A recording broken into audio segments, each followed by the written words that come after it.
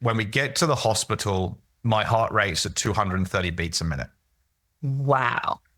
which is not safe. Suddenly the nurses rush in and they go, look, this isn't working. We need to try something else.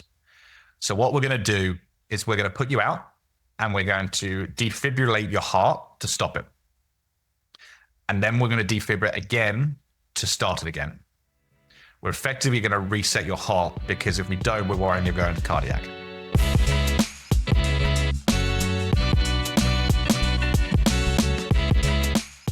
Welcome to Talking Out with Marla P.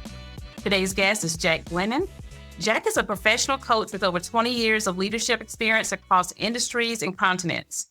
Jack is going to share his powerful journey of overcoming personal and professional setbacks, including surviving 3 strokes, complications of heart surgery, and navigating the family culture dangers in the corporate world ending in redundancy. Thank you for joining me on today, Jack.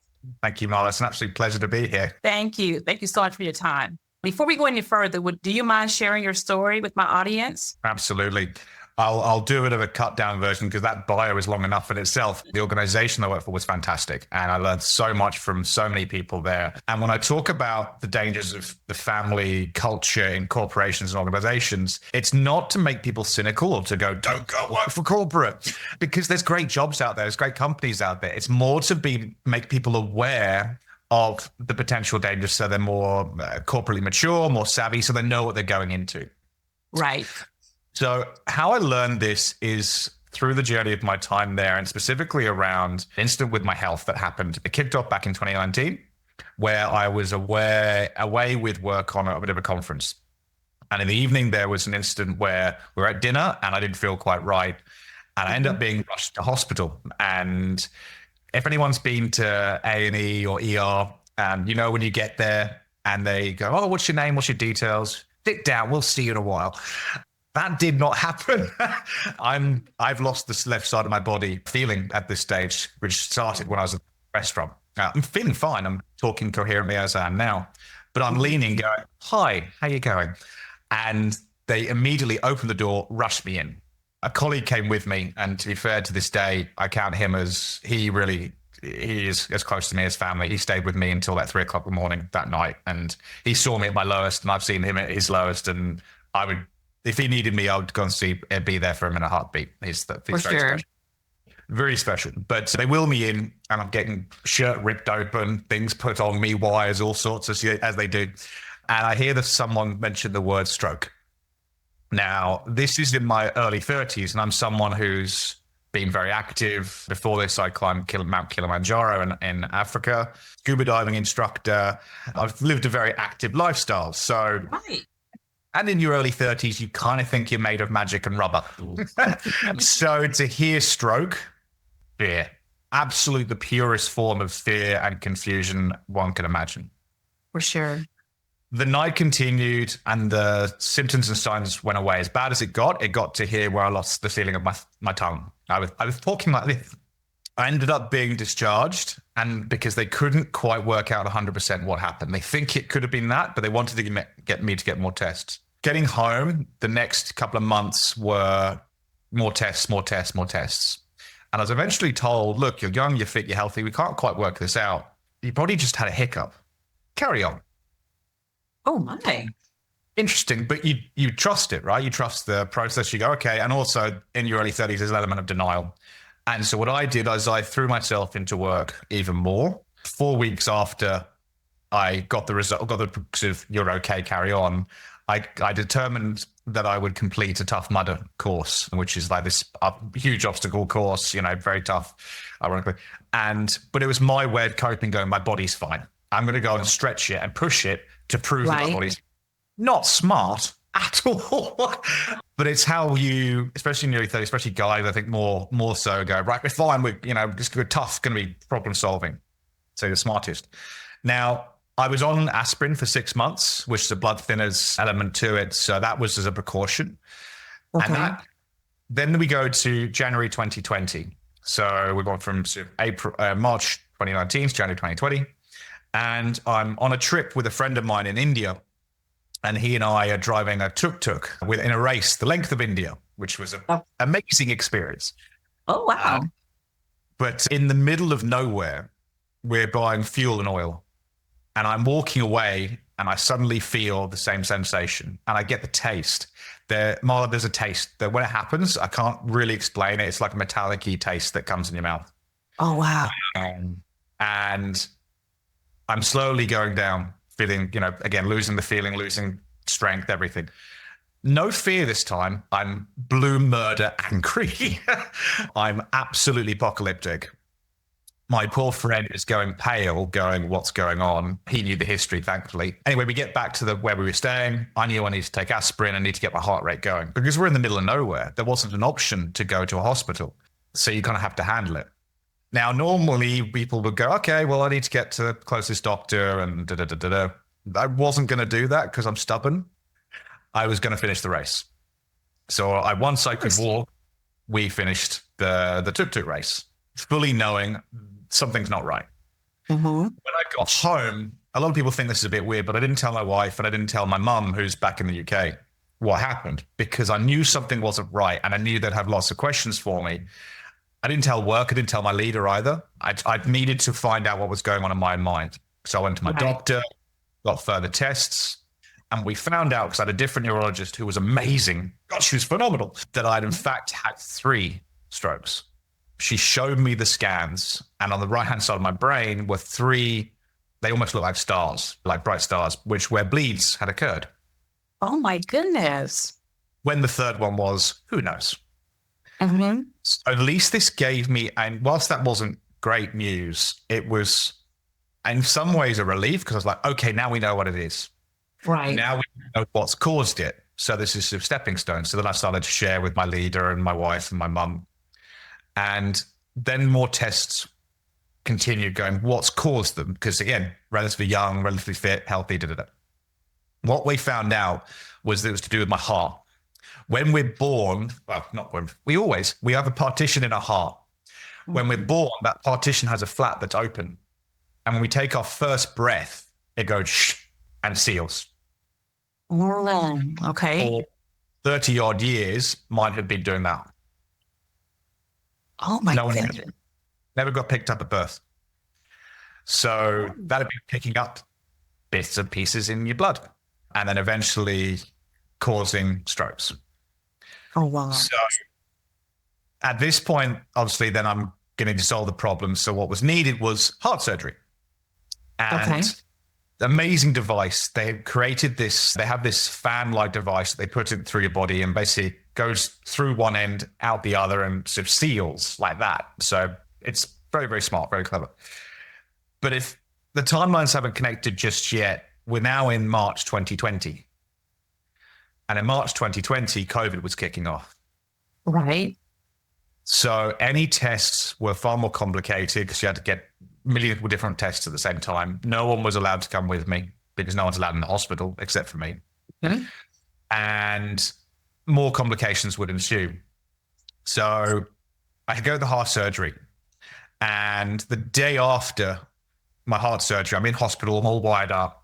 Now, most people at this point would be watching Netflix, playing a game, reading a book. Mm-hmm. I'm on Microsoft Teams working. What? Yeah. So this is one of two elements of the family culture and corporations that can be dangerous. Firstly, you give more than you feel you probably should. Right. Definitely give more than you get paid. Because as a family, because this is what we do, we give more. That's right. The other element is the dangers which will come later. That was what was going on right now. It's my safe space. I was going through something not quite fun, not great, but work is something I knew I could control and I could get thrown into. I was talking to my leader and one of the execs at the time. My leader did the best he could, but the exec that I was talking to online was going, you really shouldn't probably be working. I sent them the photo that I still have of me all wired up going, yeah, great. And they were like, wow, you don't look great. You probably shouldn't be working. Now, I reflect now on this in hindsight. Not only would they give me the right advice, which is fair, what they should have done is taken this one step further and gone, this employee is not listening. They're not behaving right. Mm-hmm. Disconnect them from the system and force them to stop working. But they didn't. They was like, look, just do what you can. It's okay. We're here for you if you need you. So they enabled it. They did what they could, but they didn't really stop. Right. Again, look, we all make mistakes, and along my journey, I've made mistakes. Others have. I'm never one to call people out, because it's part of life's journey is making mistakes and learning from them. But after that, I'm getting home and I'm resting up, and pretty sure just under a week goes by. It was a Tuesday. My wife's away giving plasma, ironically. My heart, just out of the blue, goes crazy, goes really fast and really arrhythmic all over the place. Oh, my goodness. I'm panting, I'm sweating, I end up throwing up, I feel dizzy. Again, not the smartest move, because I should have just called the ambulance. I call my neighbor to check whether I should call the ambulance. He need to look at me. How do I look? He was convinced that I didn't look good, so the ambulance was called. So the ambulance turns up, equally looking very concerned. They get me into the ambulance, and then we don't move. And we're sitting on my driveway, and I'm panting away, kind of going, what's going on? And they explained to me that they're waiting for another ambulance, because if it goes where they worried it might go, they're going to have to work on me while someone else is driving. Oh, my. So it was another reaffirmation that, okay, I'm in trouble. When we get to the hospital, my heart rate's at 230 beats a minute. Wow. Which is not safe. It's a great way to lose weight. Sweating. Exactly. But they put me in, and they give me a drip, magnesium and potassium. And I can't remember which one, but one of them was like someone squeezing my arm. It was bloody sore. Doesn't work. Now, my wife gets home, bless her, and the neighbors come out going, Jack's gone to hospital, Jack's gone to hospital. She rushes. She can't come in. It's COVID. She's not allowed. Mm-hmm. So I'm in this cubicle room on my own. And I give my mum a call back in the UK, because she was aware of the surgery and everything leading up. It's the only person I could really talk to at that point. And I'm giving her this information. She's hearing everything going on in the background. And then suddenly the nurses rush in, and they go, look, this isn't working. We need to try something else. So what we're going to do is we're going to put you out, and we're going to defibrillate your heart to stop it. And then we're going to defibrillate again to start it again. We're effectively going to reset your heart, because if we don't, we're worrying you're going to cardiac. Oh, my goodness. I'm on my phone to my mum, and she's obviously hearing all this, which was been unbelievably difficult for her.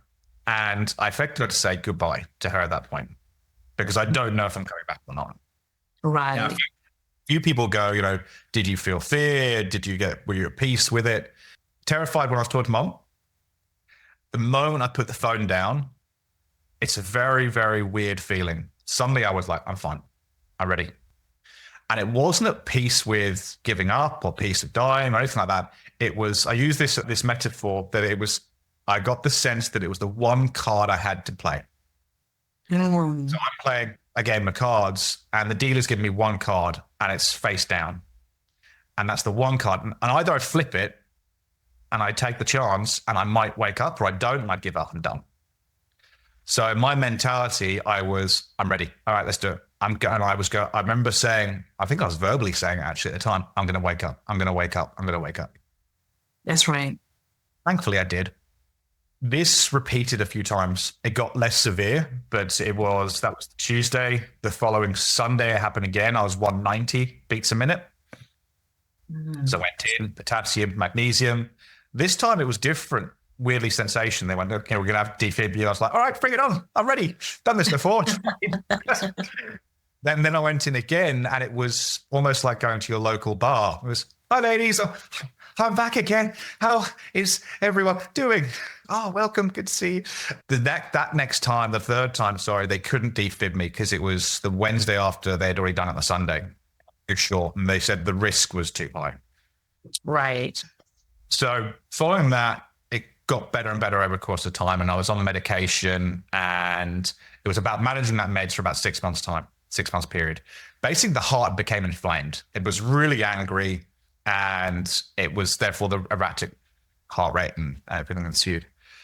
Now, again, through this period, I did what I did before, which is throw myself into work. Mm-hmm. Now, on literally the day of one of these attacks, I think it was the Wednesday, my leader left the business. And he was my mentor. He was my coach, and I owe so much to him. He didn't leave in a good way. And literally, with the moment we jumped off the call, I got a call straight away offering me his job. Now, Really? leadership is something I've always done. It's my passion. So it was something that I was always going to jump on, but it was very conflicting at the same time.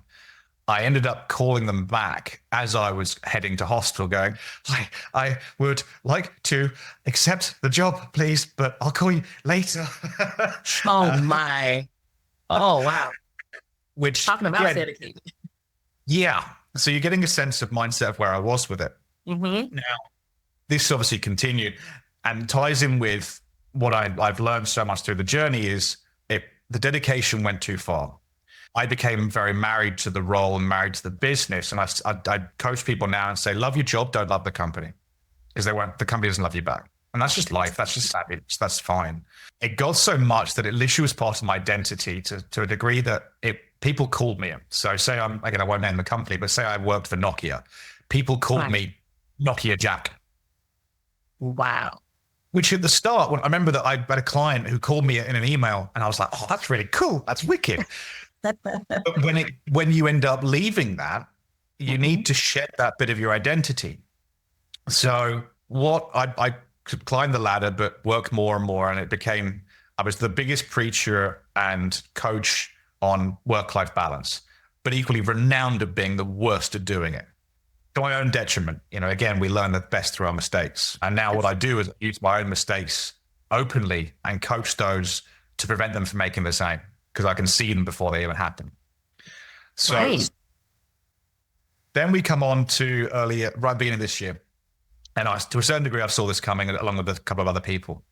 Businesses, especially over the last couple of years, financial crisis has happened and there's been challenges. Businesses have to continue and they have to grow. And to find growth, sometimes they need to do it not in a great way, which is cutting costs.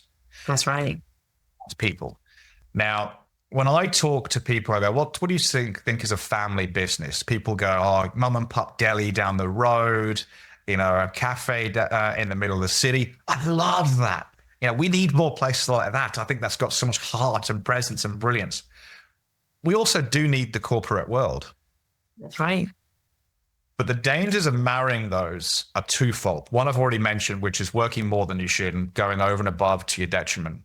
Mm-hmm. The other is when things like layoffs and redundancies or disciplinaries or disagreements, when things go wrong. That's right. Because this doesn't get spoken about, and I've seen it and I've experienced it, because what happens on a dime is your safe space, your family flips and becomes somewhere of pain and somewhere that doesn't want you anymore, doesn't value you anymore. At least you feel it. And it's almost like a breakup. Right. And it ties in with your identity. I know someone who left the business years ago and still talks to it about this day. And you can see the pain and because they were ousted. They weren't wanted anymore for potentially fair reasons on both sides. But because psychologically we're family, we look after each other first and foremost. Mm-hmm. You don't, because you can't. No corporation can. You can't go, we've got to look after the bottom line and our people all the time, because eventually they're going to clash. That's right. That's right. If you acknowledge that, that's okay. You can still be a great organization with great culture, but get that, because families don't get rid of one another traditionally. That's true. That has happened, but traditionally. So what that does in that sense is it makes you question your worth, your identity. What do I do? My life is just this. This is all I am. This is who I am. What do I do after this point? That's right. And it can really cause people a lot of psychological damage. People can go into have anxiety, have depression, all sorts. When it happened, when I ended up leaving the business through redundancy, it was a big shakeup of the business and they wanted to relocate people and all sorts. And I wasn't part of that plan because of mainly weren't willing to relocate again because I'd already done it once. Right. And as tough as it was at the moment, looking back now, it was the best thing that's ever happened to me. I'm sure. Because you reflect back and you go, I wouldn't have left on my own record. No chance, because I was in It's what you do. You go over and above. You continue. You carry on because it will get better. It probably does. But I can equally reflect and go, the last year I was there, I was pretty miserable most of the time. I wasn't happy. I was stressed. I was suffering from anxiety through the job itself. Mm-hmm. And getting out of it, I decided to do a couple of things. One, when people get made redundant or laid off, if they've been with the business for a long time, and I was there for nine odd years, you're usually given a payoff. Right. And the temptation is to buy a nice car or go on a holiday or put it towards the mortgage if you want to be sensible. I decided to take the opportunity because how often do we have both the time and the money together? That's true. I wanted to give myself the time to redefine myself, to reset. So what I did is I put all that lump sum into a high interest account, and I paid myself a wage. Nice. So what that effectively did was, for a period of time, I was financially still working for the company. Right. Because I still had the same money coming in every month, even there. So it took that pressure off. Oh my God, I need a job right now. Because I know within myself, if I'd done that, where I ended up working, they were not going to get a good version of me. In all honesty, I needed to reset and rebuild. What I did do was I went away on my own, and God bless my wife and thank her for supporting me, letting me just go. Okay. Because I needed to take myself out of the environment. And I encourage people that I coach now to do that when they're going through some tough times, is to put a routine in at least. If they can't get away for a week or two, literally just on their own, put in a routine daily where they're doing something just for them, but it's outside the environment. If you're working from home, don't stay in the house. Go for a walk for half an hour. That's right. It's just that breaking up the moment, and that time is for you. Mm-hmm. So for me, going away for a couple of weeks, it allowed me to reset and really redefine myself and reflect. And I remember because I went on a road trip and I was driving. Sun was beaming. It was a gorgeous day, and there's music. And like many people, I sing in the car, not very well. And there was a song that was playing, and the lyrics were so relevant to everything that I'd just gone through. And I was reflecting back when I was in hospital and moments of real great memories with special people at the same time that I wasn't going to be working with. But I was reflecting leadership that had potentially let me down over the years, leadership that was brilliant over the years. And it all started to come out. And I was smiling from ear to ear at the same time as tears rolling down my face. Wow. And I was belting this song out. God knows what I look like, people driving past. But it was so, and I encourage anyone to try and have this sort of moment. And it's you can't decide to do it. It just happens organically. It happens at the moment. But it was, you're going to be okay. You're going to be you. And you are you without this defined identity that was all those years ago. You're not made of glass, but you're not made of magic and rubber either. So it's that. But now you're on a new journey to define who you are. Right. And so that's what I decided to do. Good for you. What are the things you now prioritize most in your life? Great question. Prioritization is of two parts. It's my purpose and my passion, doing what I want to do and love, which is coaching, developing people. That's what you talk about, what gets you up in the morning. Seeing someone have a light bulb moment from coaching them or giving them ideas that's priceless. It's such an amazing experience and something I'm very grateful of. But to see someone's development and winning vicariously through them is huge. So that from a professional sense, but maintaining my priorities in my life as well. So I put certain things in place where I play tennis 3 times a week. I play soccer once a week. I do date night with my wife. These things aren't negotiable. They're important to me. That's right. Well, it's balance. So, I might miss one tennis night, a month here or there, because that's life, happens, but they're important to me. And therefore, whatever career I've got or whatever role I'm doing, they're part of that. And that's not sort of, the job's more important because it's, it's this, that, and the other. That's part of my value and who's important to me. And the other part is people. I made a prominent effort say yes when people reached out and said, let's go for a coffee, let's go for a beer, because the good people around you are really special, especially when you go through the toughest times. That's true. That's true. And the importance of having a good support system makes a difference. Huge. And not being afraid to ask for help. God, I've asked for help. Right. So, yeah. What do you think it is? Can I bend your ear? I've got an idea.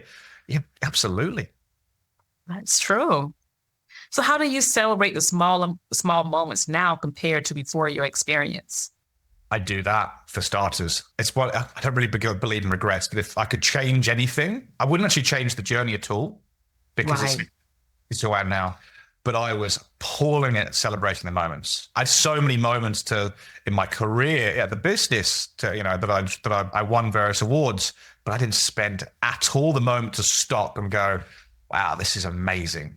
I just went to the next, went to the next, went to the next, went to the next. Wow. So by recognizing and by stopping and breathing and cliche living in the moment, that's the change that I didn't do previously. So what inspired you to become a professional coach?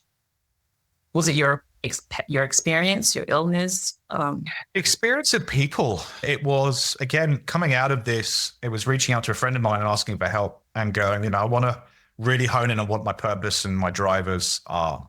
So I spent a bit of time with him, and it was so clear that looking through my career, the highlights and every role that I had were elements of leadership and coaching. Again, I was a scuba diving instructor, teaching people, coaching, giving the skills to go on. The best parts of my time in the business were either teaching people in the trade about certain practices or teaching people internally or coaching teams on sales or whatever it might be. It was developing people.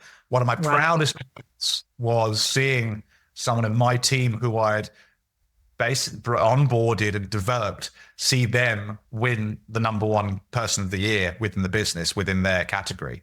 And it's like, nice. We don't have, my wife and I, we don't have kids, but it was like a proud parent moment. I won an award that night myself, but it was down there compared to seeing him win that award. Seeing him win that award was just phenomenal. So to reflect on all that, going, yeah, that's what you want to do. That's passion. Right? That's awesome. That's awesome. So how do you promote your business? Do you have a website or? Yeah, great question. What are your social media handles?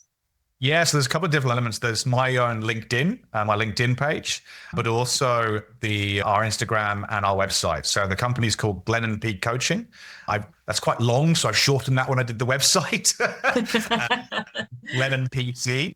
But yeah, we've got an Instagram page and we've got a website along with my own LinkedIn where I write as well. I write for articles for LinkedIn as well. But yeah, promoting through those platforms. I do a blog on the website and also through wonderful opportunities such as this. So thank you for that as well. Oh, you're welcome. So what can people expect from you next? Cool. Good question. The business is still relatively in its infancy, and I'm exploring different avenues outside that as well with a couple of different companies. But continued growth, it's taking some really exciting turns. I'm meeting so many great people because what I do is offer a free 30-minute session for people just to tell me their problems and go, what have you got going on? They get to meet me because it's all virtual, it's all online. And it allows them to get a feel and go, actually, this isn't for me. It's a bit scary, but thank you. Or what I do is I let them tell me what they want to tell me. And then I go, look, based on the information you give me, I suggest we could do this in 2 or 3 sessions, for example. Nice. And I tailor it to them. Because that was the big thing. What I wanted to change was so many, and there's nothing wrong with them, they're going to place, but so many coaching programs, go, we've got a 5-step program to solve your problem. It's not going to solve everyone's problem. Everyone's got different problems. That's right. I open up going, okay, if you're new to sales, new to the corporate world, struggling with your career, struggling with identity, whatever it might be, let's sit down and have a chat for half an hour. And then I go, cool, this is what I think we can do. I need to go away and work on it. And then we can start the process. But I go, this is how many sessions we need. So they have an idea of how much it's going to cost. Because coaching gives a direct goal. Mentoring is ongoing and ongoing and ongoing. And whilst I've got a mantra She spoke to someone yesterday who messaged me and went, can I talk to you for half an hour? I'm like, yeah, sure, no dramas. That was just on the phone. I'm not going to charge them for that because my opinion is clients will do a coaching program, if you like, for how many sessions they need. When they're done, if they need to chat for half an hour, I'm here. That's mentor. Mentoring takes over from coaching after that. That's true. That's true. Is there anything else that we haven't talked about that you would like to discuss? I think we've covered a lot. Have I missed anything? Oh my. If you could share one piece of wisdom with my listeners about life, what would it be? I'll give you two of my favorite quotes. Okay. And one bit of advice that I was given. I'll give you three. I'll give you a trifecta. Okay. One, which is a bit of a golden oldie from Maya Angelou, which is people will forget what you said, what you did, but never how you made them feel. That is so true. I love that quote. Me too. The other's a recent one from Gordon Ramsay, which I absolutely loved, which is never fear the storm, but get comfortable dancing in the rain. And that's all around going for adversity. Because we all like, you see people who've never dealt with adversity before and they struggle the moment it first happens. Like adversity shapes who we are. And it's horrible, it's tough in the moment, but you grow so much through it afterwards. So it's about being comfortable, being uncomfortable. That's right.